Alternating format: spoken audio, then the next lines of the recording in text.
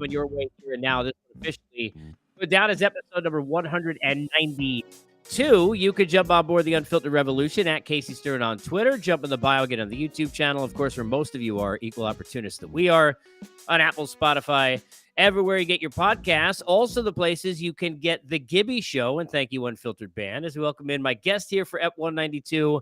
And welcome back to the show. Longtime successful manager in the big leagues, even more successful about being a funny, genuine human. And he is the host of the Gibby Show. He's also a dog sitter. We'll get into that as well. Of course, talking about my guy, John Gibbons. Gibby, appreciate you, buddy. Thank you for doing this again. How you been, man? Hey, Case, man, my pleasure. It's been a while. It's one of my favorite shows to do right here. But hey, this is like the 192nd show you've done. Yeah, too many. Yeah. Hey, damn, you're good, man. You're really good. Some of those are solo because I don't know 192 people. So that's why you just do a round of like the only 7 people in the world I like, and then you just keep going round and round to all of that.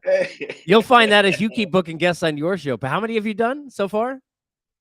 That's a good question, man. I don't even keep. Come on, man. You got to at least keep it. Well, your producer, somebody keeping count. Somebody keeping. Yeah. Count. Oh, yeah. Somebody. Yeah. We got maybe at least 20 at least now, right? I would. Well, we started at the end of April. No, at the end of March. Yeah. The show March. Started. You and I, if we do math, you and I will be here a long time, trying to figure out how many.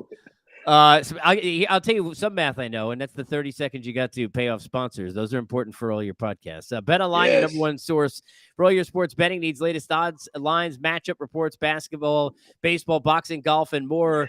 BetOnline continues to be the fastest and easiest way to place all your wagers, live betting, favorite casino, and card games. They're all available right from your phone. So head over to the website or use your mobile device right now and sign up and get in on the action today. Remember to use the promo code BELIEVE. It's BLEAV for your 50% welcome bonus on your first deposit. It's BetOnline where the game starts. And I want to get started here because there's a lot I want to get into, but I was saying this to you before we got started, and I saw you tweeting about it a couple of days ago, and I was crushing it yesterday. And I want to creep into the mind of a manager because I said this yesterday. This is the way I put the title of the episode. We're all Bruce Bochy yesterday. Watching what he had to deal with through his eyes and what he called, he'd been around a long time, as you know, managed against him. One of the worst calls he's ever seen. What was your vantage point? Because I want to get into the rule, but that play itself and just how bad of a job by replay was that to take that away and then give the White Sox essentially a win because of that block at the plate? Hey, well, you know what, Case, it was kind of ironic that that's the Buster Posey rule, man. And Buster, play with Boch out there. It's like the baseball gods came back or something. No, I tell you what, it's actually kind of embarrassing, that a major league game that's so much riding on it could, Texas Rangers are leading their division, right? And they go on. Maybe Houston catches them in one game matter. You never know, right? And maybe or propels the White Sox into it. Actually, I would have been embarrassed to even challenge it. Being an ex-catcher, I'm going, I can't check. Come on, man. But it just makes no sense. How about revealing who the umpiring crew that was up there in the New York? Because I think more than one had to sign off on it, I would think. But that's the problem we've created. That becomes a judgment call. That it's kind of it's a kind of a vague rule, I guess. I don't know if that's the right word, but no, it is. I mean, it's arbitrary, right? I mean, we don't really know what the rules are. And I want to ask you about this because, from a backstop perspective, and you go back and you're right. I mean, saying in jest, and it is irony that this is the Posey Cousins rule. And I said this yesterday, and look, Buster, Hall of Fame catcher, but he probably was out of position on that play that actually caused all of this. I remember going back to spring training. We're in the middle of spring training. They instituted this. And I remember when I was at MLB Network Radio doing the spring training tour at the time for SiriusXM, asking every catcher, and there wasn't one catcher that wanted this rule. As a guy who understands that position, how frustrating is it for the guys playing the position, Gibby, who are used to collisions? They understand that's par for the course. They know that's my ownership of this plate. How much would that screw you up in the head on plays coming in from the outfield, Gibby, trying to figure out what's allowed and what's not when Heim is clearly behind the plate, for example, on that play 2 nights ago? Yeah, you're trained one way. When you're from a young kid, if you're a catcher, all up till you get drafted and everything like that, you used to play in the game one way, right? You line up, you set up on a certain part of the plate, and you react to the ball, and your job is to keep that guy from scoring, right? And you know what? There's been many. I think it's to keep guys from getting hurt, man. Obviously, but my problem is how many guys actually get hurt. But what happens is it. You know, now everything's turned into a sweep tag. You know, the catcher's got to move out, catch it out here. But even that play the other night, from the way I viewed it, the throw was kind of came into the foul side of the line a little bit anyway. So he was in a really good spot. I mean, if he was on the other side of the bag or where they kind of want you to be, I mean, he's not going to be able to catch that ball, and he gave him plenty of plate. But that's it shouldn't even matter, catch the ball, keep the run from scoring. We talk about we're trying to make the game better by more stolen bases, more excitement, all that. Yeah, it can be a boring game sometimes, a lot of times. So that's one of the exciting plays, That's right. That's right. That's right. And by the way, we've taken other ones because the takeout slide at second base, which look, a lot of people didn't like, but certainly because, spikes, there are ways to do it, ways not to do it. But that hard slide that we took out and making it like some kind of a neighborhood, situation at second base is another one. We're taking away these opportunities. MLB loves all the controversy, but sometimes you need those moments in the game, and rivalries and things of that nature develop. Unfortunately, it's life, right? For just like in the paint in the NBA, right? By the rim, they're not happening at the three-point line. It all comes from all of that. How do we fix this though? Because here's the biggest problem I have, right? Because I don't like the rule either. But if a rule is there, a stop sign, I'm just thinking of the dumbest thing I could think of. A stop sign, right? When you first drive, you understand, okay, I don't have a choice anymore. If I don't want to stop, I have to stop. And if I don't stop and there's a police officer there, I could get a ticket because my job when I see that sign is to stop, right? That simple. Right. I know the rule, even if I don't like it. Do we even understand this rule? Does every umpire see the rule the same way? That's to me the biggest problem, Gibby. We don't even know what the hell the rule is. Exactly. Yeah, and you know what? Like you said a minute ago, that you hope it doesn't come down to a playoff spot or a huge. You look back. I can remember we got in 2016. We snuck into the last day of the season for the wild card game, right? And this was the year they instituted the play at second base, and we had a play earlier in the year where it could have been costly. But if it's not cut and dry, say, like you can, if you replay something, you see, well, he tagged him or he didn't tag him, right? Okay, where it becomes judgment. Well, did he give him enough of the plate to slide, this or that?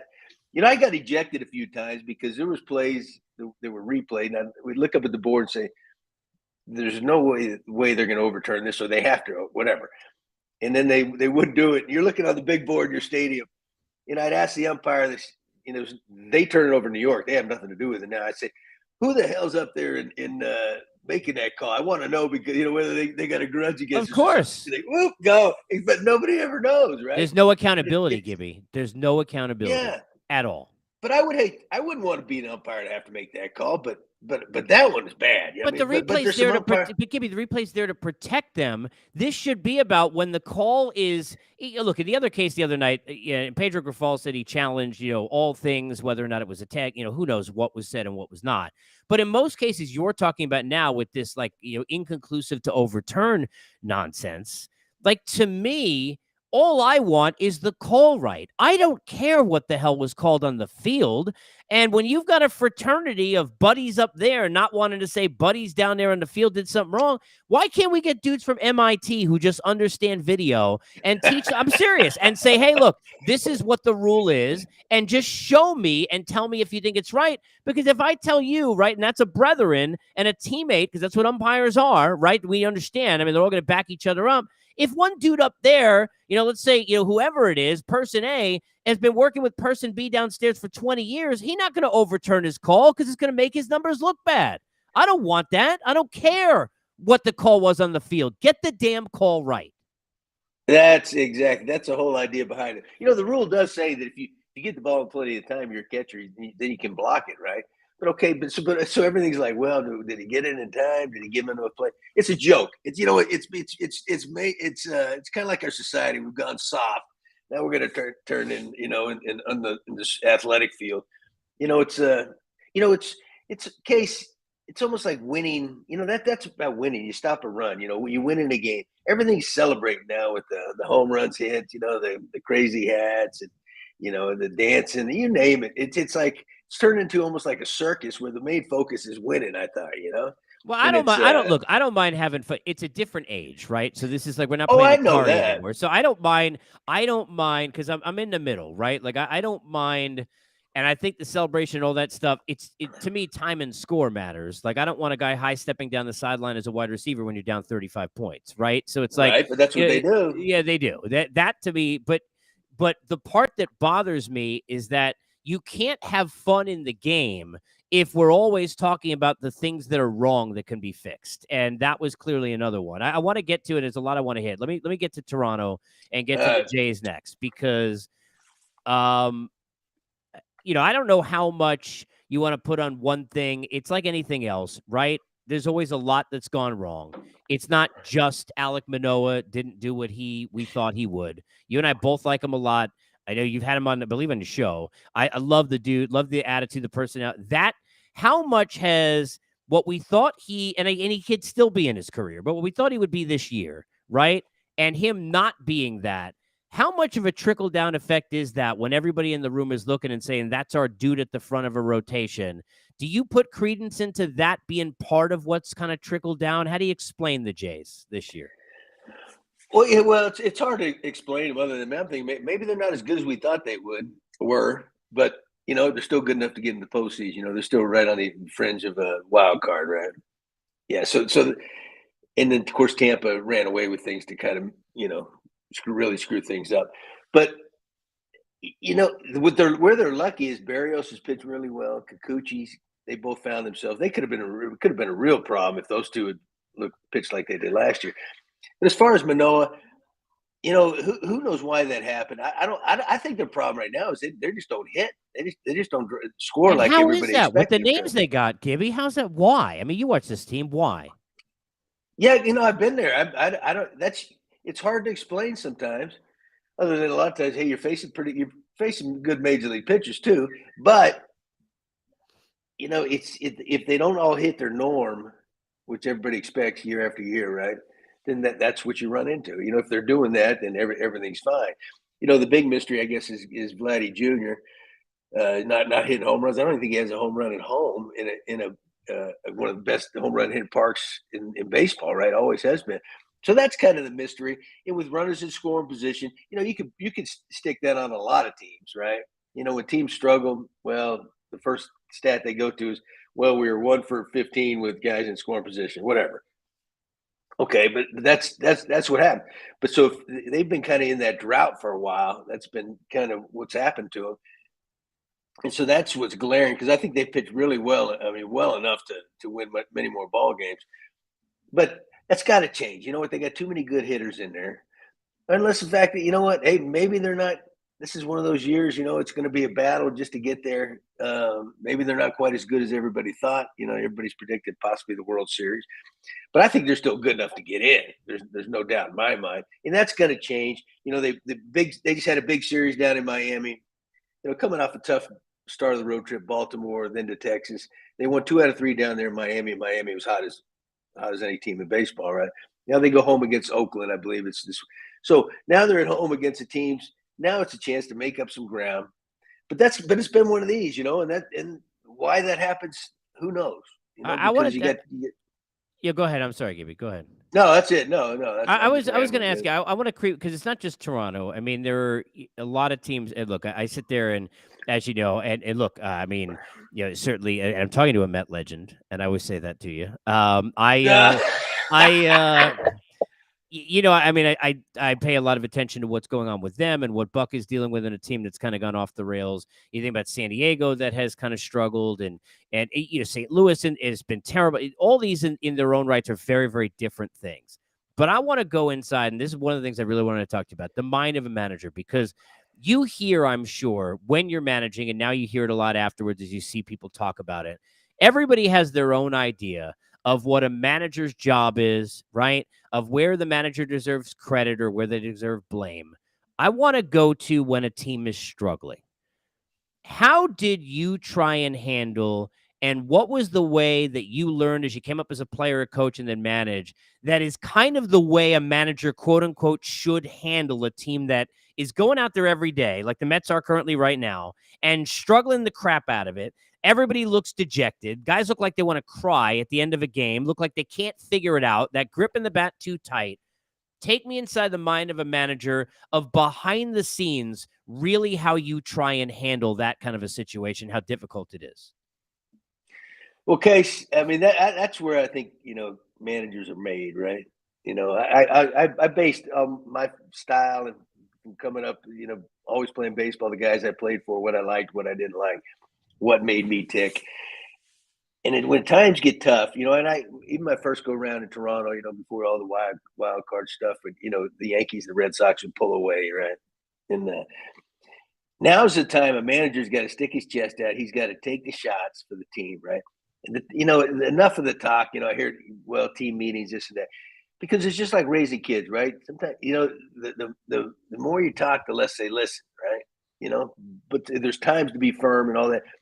But you know what? Your job is to deflect from those guys. Now, if the team's going through the motions and they're packing it in, that's different, But nobody realizes more, right? That we did the guys out there on the field. They know what's going on. They know if they're struggling as a team or as an individual. And then you say the Mets, and then you add on it's New York City. It's that much tougher, right?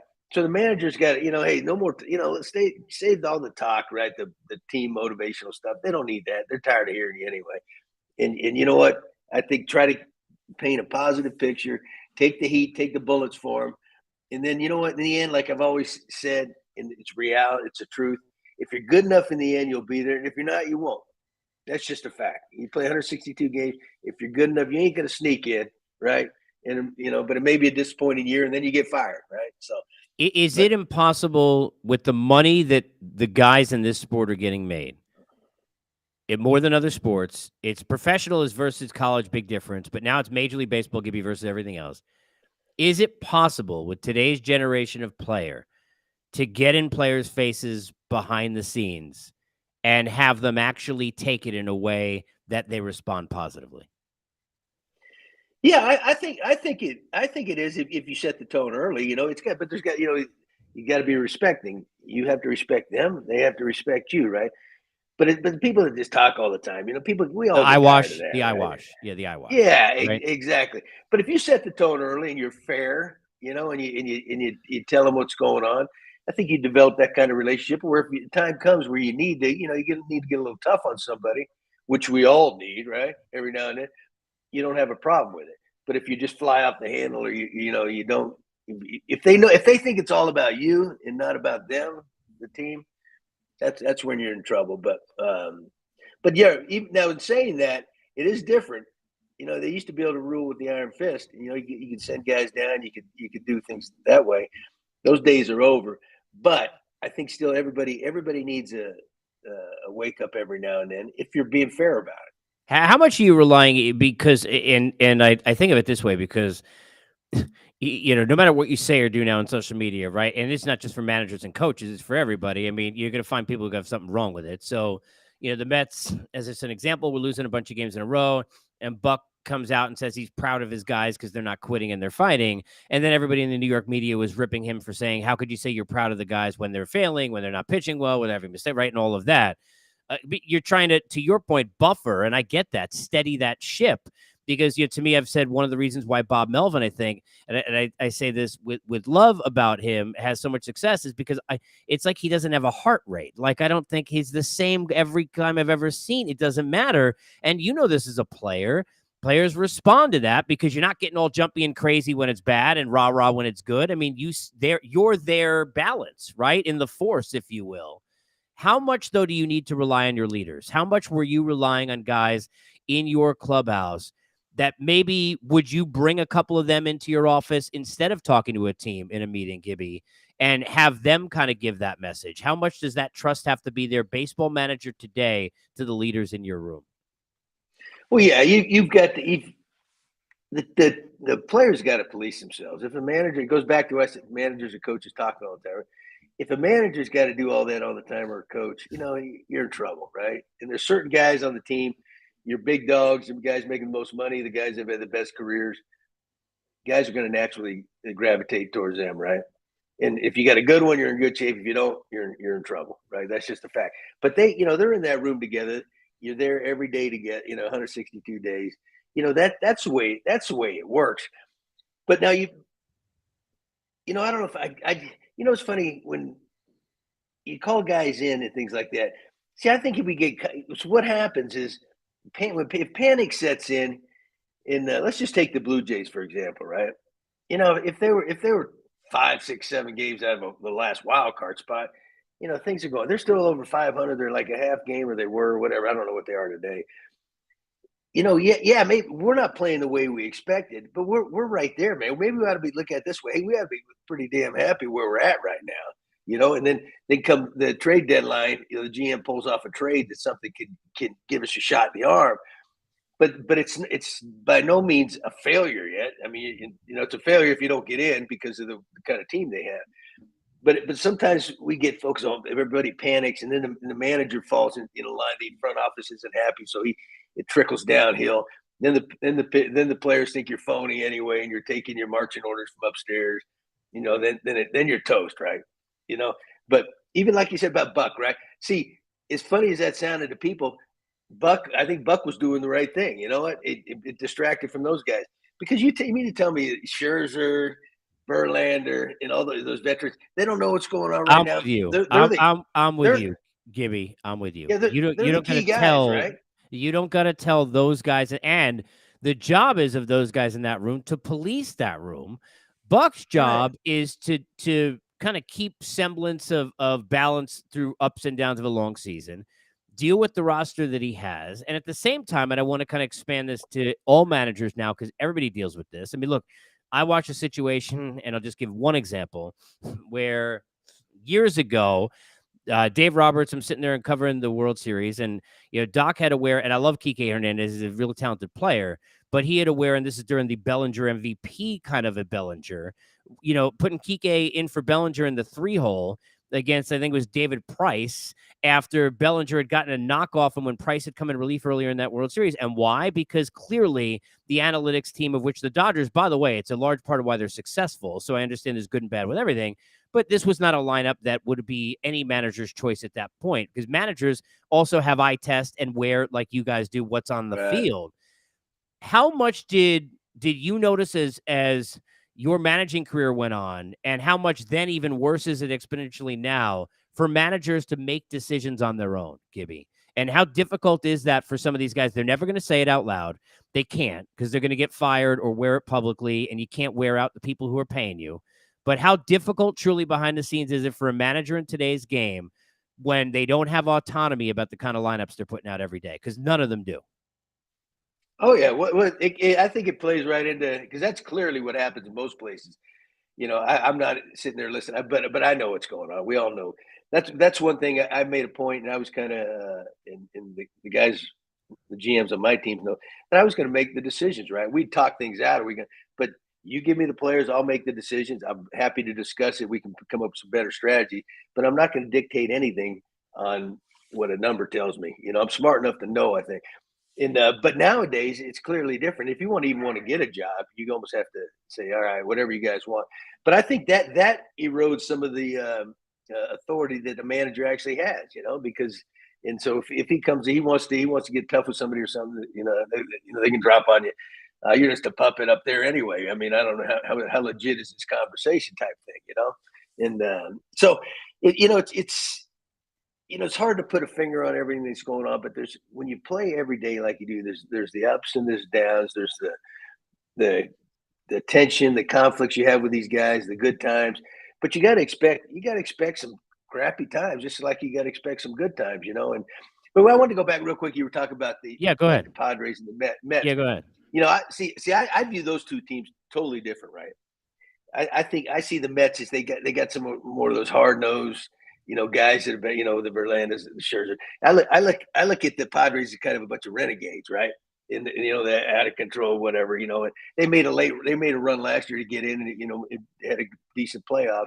This year they're another disappointing team out there.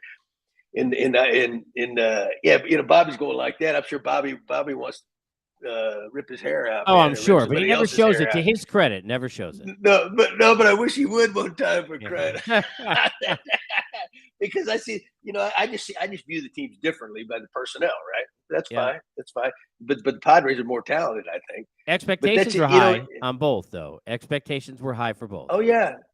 Well, they met in last year, and the Padres beat them in the playoffs. Yes, I remember. Thank you for reminding. Yeah, I know.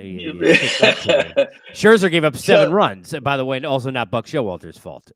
Just being fair. Yeah, but you think like Buck's going to call in Showalter, Verlander, and say, get on him about something or your performance or something? No. But I think so.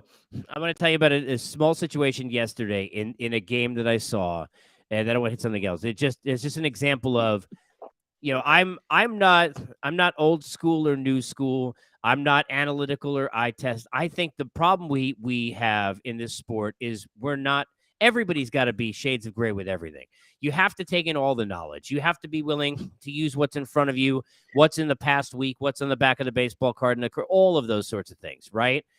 But I'm a little old school in some ways. And one thing that I think would have probably bothered you, and I'm going to ask you, that drove me a bit crazy yesterday. So Mets have a kid, Francisco Alvarez, a very talented young catcher, one of the best prospects in the league. He's got 12 homers.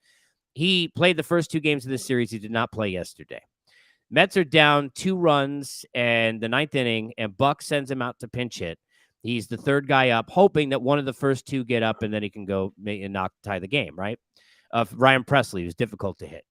First 2 get out, so here comes Alvarez, and he's the last out of the game. Everyone in the clubhouse, they're showing the shots on SNY, look like they're not really, but they look like they're going to cry. I mean, the guys are wearing it because they know the expectation, what they expected from themselves as a team. They're about to be the 4th team in the league to lose 40 games, and you should be at the top 4. They're in the bottom, right? And here's Alvarez, and he is ear to ear smiling, joking around with Maldonado, who I'm sure he respects, who's very well respected. Maldi's behind the plate. And I'm sure they're catchers, and I get it. They may be from the same area, and I get it. But I hated it. I hated that when I'm looking behind him in the dugout and those vets are just dying, that this kid who, look, I get it. Every at-bat, he's had 120 whatever at-bats in his life. Every at-bat is probably a dream for him. The problem I have with it is that I don't trust that when he goes back in the dugout, someone in that room, the way they've been, and I mean this, is going to pull him aside. And that's not Buck's job. How would you handle looking at a situation like that where a young kid, probably something any of us could do, he's early 20s, he's a kid, but he joking around with the catcher before he's about to go out on 3 pitches, which he did to end a loss? Oh yeah, that I'm like you. That would just eat me alive, right? That may be a job for a player, but if I'm the manager too, I got it. Because we talk about the manager's got to take the heat for the team, right? Yeah, okay. I'm talking to the media every day, and if I'm going to cover for your ass, I'm sure as you know what, you're going to be as serious as I'm going to be. It better mean something as much to you as it means to me if I'm going to protect you, right? Yeah, that's where. So I might ask, come here, hey kid. You know what? Well, you're living your dream. You're blah blah blah. The optics are bad, man. Yeah, that's perfect word. Yeah, exactly. Let's it's got to mean something to you, because who gets fired? Buck gets fired. This kid's probably going on to have a great career, right? Right. But it's not just, well, I got to save my own ass, so I better say something. No, it's just right and wrong. There's and you get these people that especially Mets fans, and they pay a lot of money to watch these teams. They live and die with these teams. Sometimes you got to take it as serious as they do. That's what this is all about, I thought. Yeah, and I'm okay with that. Look, if it's his first AB and they're coming in off a lot of, it's okay. Like, I have no problem with that. But to me, like, that was just, it's an example. Like, and they had like a shot of like he's laughing, and in the background, Jeff McNeil looked like he's gonna poop himself because they're dying with it, right? And I get it. That's the juxtaposition, right, of a kid who's just starting his career. Look, he doesn't need to win right now as much because he's just trying to play, right? And he's getting his first sniff as a major leaguer. Those kind of things just bother me, and it brings me to the last thing on baseball. And I want to get a couple of buggy about some non-baseball stuff because I love just chatting with you in general and talking about dogs. But the old school versus new school. managers, I've had managers over the years, and I remember, and this is within like the last 5 years, tell me that they've seen the percentages change where they used to think maybe it was like 80% were old school, where managers could look across the field and understand if somebody going to hit somebody in the right spot, right? Or somebody going to, throw somebody up and in or whatever, all the unwritten things in the game. And they thought it was like 80-20. But now it's probably swung more to new school. You've got a lot of younger guys. You've got a lot of recently former players. You've got a lot of analytically driven guys. You've got guys who have started in player development, Gibby, and then gone down to, you got a couple of those guys, right, who are now down, and they've come from the upper level of the architecture of a system. Are we a dying breed now of guys who were the old school manager? I mean, how do you see that old school versus new school when you watch the game the way it's managed right now? You know what? To be involved in our game, okay, what era you came from, you got a lot of the same qualities, right? But there's no doubt times have changed. But when I see like Dusty Baker winning, I see Bruce Bochy back and Texas goes to the top, Tito. Buck, team won 100 games last year. We're talking about Bobby Melvin, That's what bothers me when I see the Padres and go, "Come on, Bobby," because they want some of these old timers, man, to be successful, And he is, in the. Oh, that's not his fault. But yeah, but for sure. no, it's not. But hey, the catcher you're talking about for the Mets, he'd have fit right in out there in the San Diego, man. Yeah, Nobody cares if he's laughing. But that's swag, that's part of. But do you think nowadays that was there a feeling when, and let me ask you, when you used to look across the field, even if you weren't, I'm sure you had some managers that you were friendly with and knew, some maybe you didn't like. That happens. We're all people, but you respected, and then some maybe you didn't really know. But there's always that thing where I feel like managers from the other side, even if they're not tipping a cap, they kind of understand and get that the other guy's doing what they're doing, and there's that mutual feeling. Is there still that with the manager fraternity right now? You know what? I hope so. I think that, like I said, there's, guys are being forced, to run the game the way that, the people up top want, right? But we can't totally eliminate analytics and all that, because there's a lot of good in that, numbers and things like that. And I used to base most of stuff off numbers. I'd look at numbers, I could tell who hits good against whatever, but then you add more to it. So you almost you might see. I guess I recognize it more when I'm sitting at home watching on TV going, what are they doing? It's easy for me to do now, right? Oh, sure. I'm not out there, couch. Yeah. And it's like, okay, that's got to be the front office's plan before the game or something. I'm going, and I bitch moan about the game all the time, right? But these guys also want to be major league managers, and they want to keep their job, and they want to do things like that. So there's a lot of the guys that are getting hired for those jobs now, that's where they come from. So they don't know any different, right? And you get a lot of ex-players that are getting hired now too, but they're I think they're a little more flexible. They understand it, and are we a dying breed? Yeah, a little bit, but I think I do think the games can maybe waking up a little bit and say, hey, maybe this is a little bit slanted in how we're doing things, because not just because they disagree, because you're going to get all those number guys. They're never going to think they're wrong. They're never going to think, they're going to think their way is the only way. But I think even the fans get tired of it sometimes, and look, if you're not looking down on the field, I'll use as an example. I remember years ago, cover when the Red Sox won the World Series, down there on the field, and Steve Pearce, who wins the MVP of the World Series, who only played against lefties, is playing against righties. Why? Because he was getting hits. So Alex He was hot. So right. So it's like, at the end of the day, I think managers sometimes, I don't want to say they do the FU to the guys above, but they're gonna do what they got to do because they understand, and that's the job. Almost very much like the job of a parent, or like a parent of pets. And I say that because I gotta delve into this story. So when I reached out to you last week about having you back on, you told me you were dog sitting. And you've got some puppies. Now I don't remember. Are they what kind of dogs? Were they labs? Labs, right? 2 labs. Yes. Okay. Now yellow labs, black labs. What kind of mixes? What kind of labs we got? Oh, I got a chocolate lab and a red lab. Nice, gorgeous dogs. Yes. Yeah, Yes. they're like the originals anyway. Yeah, both of those, and they're smart animals as well. They are not the How two we got. how are you? How old are they? How old are they? One's coming up on 6 months this weekend. Okay. The other one's closing in on 4 months. Okay. And you watch them Can't you alone. tell? Yeah. So your better half was not there, and you watched them alone for how many days? Were you by yourself with them? Oh, it was good 3 or 4. It's like, Okay. oh my god. What? Take me inside. How more difficult for you? Put together a lineup, figure out how to beat the Yankees back in the day, or trying to figure out how to make it through the night with two dogs who are driving you nuts? Like, what was the hairiest adventure? Take me inside the house. Oh gosh. Hey, Case. I've got 3 children, 3 wonderful children. They're all adults now, but it's like I can remember back then. Of course, their mom did most of the work, but I'm like, this is difficult, man. I wish my old man had told me, right? But he didn't do anything. He was back when the mom did everything, right? And I thought, dang, this is difficult. My poor wife, all this blah blah. But I tell you, that is so much easier than dogs. Maybe it's my age. I'm 60, just turned 61.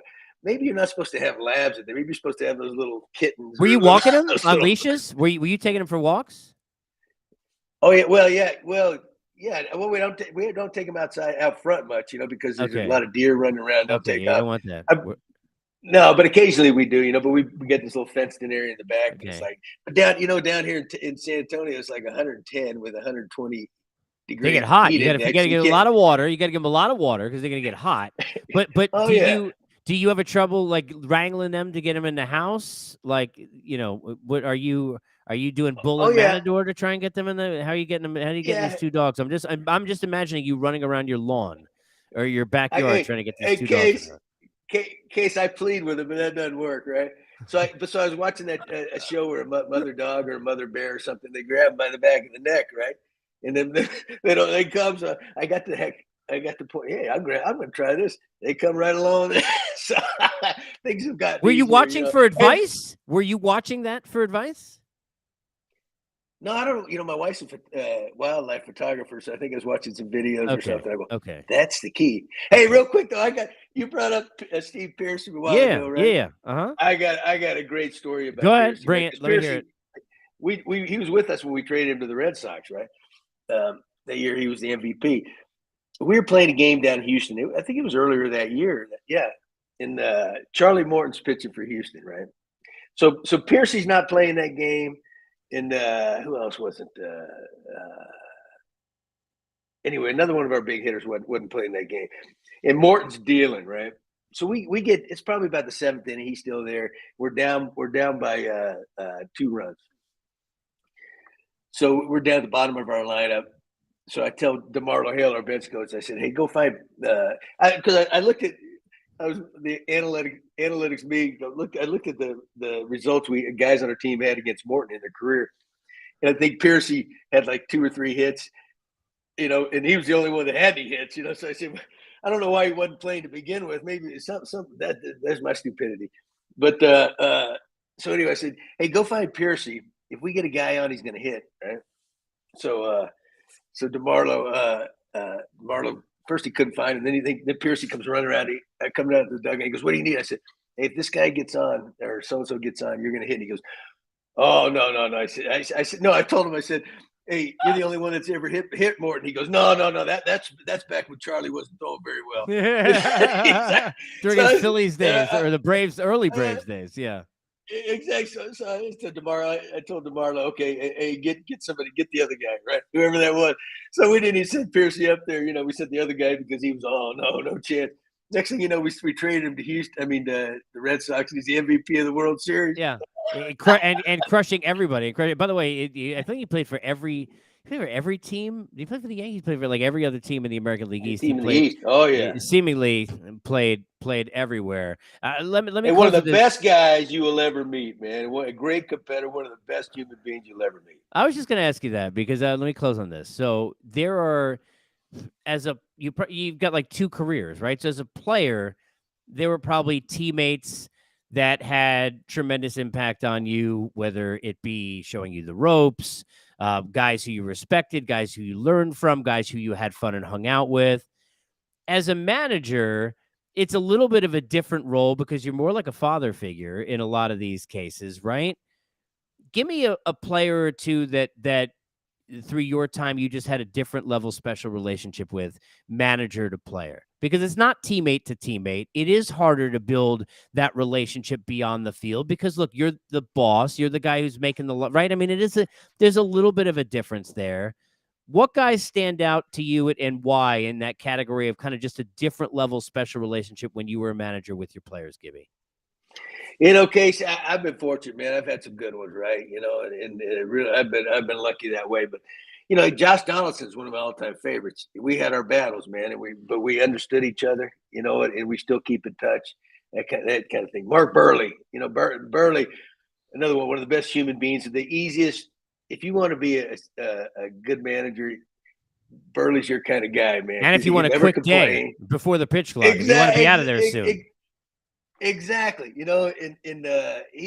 one of my all-time favorites, Kevin Pillar, those kind of guys. There's I could go on and on. Roy Halladay, Justin Spire, I had a good, even in, Roberto Osuna, who had some problems, was like a son to me in a lot of ways. It's in Aaron Sanchez, but it goes back to what we were talking about earlier. If there's that respect, if you treat them like men, and you know what, if they understand you got their best interests at heart, and it's not all about you, the manager, everything's fine, and if you're honest with them, even if you get something that they don't want to hear, they'll listen to you. It's when you got that, that they think you're a phony and you're not on their side. You bitch and moan, you throw them under the bus when things go bad, like we talk about a couple of teams now. And then you're done. But if it becomes more of a friendship, but you have to have that fine line still, that now you got it made. You may not win it all. You may end up getting fired anyway. But you know what? You enjoy the seasons more, your career. You look back and you develop some great friendships. You got to feel for Donaldson, obviously. You mentioned JD. You getting booed. I mean, he's getting. Look, I've seen booed in New York. I mean, he getting it bad. That's tough to come out of. I know he's built different. I know that, but that's got to be hard for him to deal with. You feel for him from afar watching this? Oh yeah, but he's getting older. I mean, he's had a tremendous career, but he's getting older. I mean, it's still a young man's game. So he's not going to be what he was a few years ago. It's impossible, right? If there's one guy that could take the heat up there, he'd be at the top of my list. Yeah. But it's got to be crushing it. I don't care how tough you are. Nobody wants to listen to that, But the problem with their team now is Judge. Judge isn't in the line.